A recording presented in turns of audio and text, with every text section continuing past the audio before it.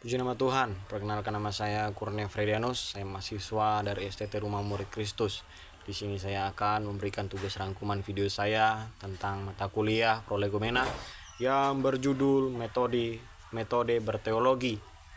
Yang biasa disebut metode berteologi adalah caranya untuk mendapatkan dan mengembangkan teologi. Untuk memahami tentang ini, maka kita akan membutuhkan 3 prinsip.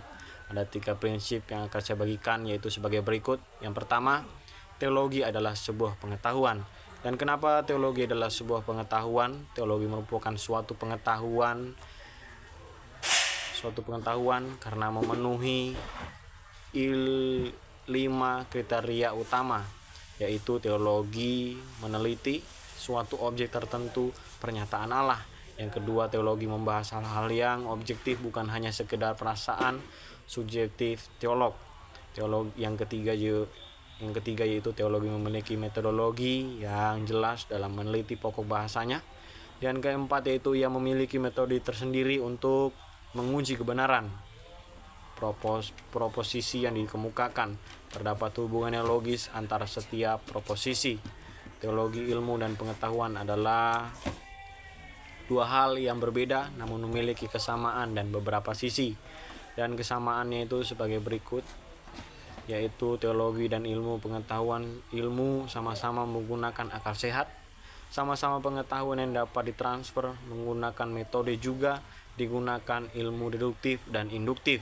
Keunikan teologi ada pada 2 hal, yaitu membicarakan objek yang unik, memiliki metode yang unik. Dalam teologi juga dalam metode ilmiah, dan dalam hal teologi juga ada logico yang bisa disebut logico, hypotico, verifikatif yang mempunyai upaya ilmiah. Logiko, hypotico, verifikatif, probing, analisis, resume. Ilmu adalah suatu yang keterbukaan terhadap objek. Ilmu terjadi karena manusia menaklukkan diri pada objek penelitiannya yang intrinsik, yang nantinya manusia mampu memberikan penjelasan rasional terhadap objek itu. Teologi juga demikian. Teologi mempunyai jenis rasionalitas sendiri, tidak perlu sama dengan rasionalitas disiplin ilmu yang lain. Teologi yang objektif adalah sejauh mana teologi tunduk dan membuka pada objek penelitiannya, yang biasa disebut deduktif, mulai dari keyakinan dasar, kemudian dirumuskan argumentasinya untuk membuktikan bahwa anggapan dasar itu sungguh-sungguh benar. Teologi induktif juga dimulai dari hal-hal khusus untuk seperti fenomena, gejala, peristiwa, fakta, dan data yang bervariasi, kemudian dianalisa dan dirumuskan sebuah kesimpulan. Charles Horge, teologi yang dikembangkan dengan menggunakan metode induktif, yaitu dengan mengumpulkan fakta-fakta, kemudian ditarik dengan kesimpulan. Alkitab adalah gudang fakta. Sedangkan menurut Thomas Aquino, teologi merupakan ratu segala ilmu, 2 sifat ilmu yang spekulatif dan praktis. Teologi lebih unggul karena kadar kepastiannya tinggi atau hasil dari sinar ilahi yang dibandingkan dengan ilmu yang didasarkan sinar alami akal. Teologi ditetapkan untuk mencapai keabdian yang merupakan sasaran akhir pada semua hal-hal praktis. Karena teologi adalah pengetahuan yang praktis, maka teologi perlu mengembangkan teologi yang harus menyentuh masalah-masalah maupun kebudayaan dan pengetahuan manusia pada umumnya. Teologi harus bersifat kontemporer.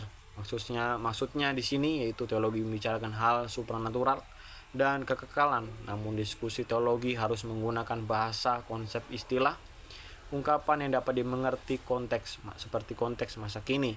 Teologi harus bersifat praktis, artinya teologi harus berkaitan dengan kehidupan, bukan kepercayaan. Paul Tillich juga mengartikan yaitu keprihatinan utama dalam berteologi adalah bagian menyampaikan berita Alkitab seperti situasi kontemporer sekarang ini.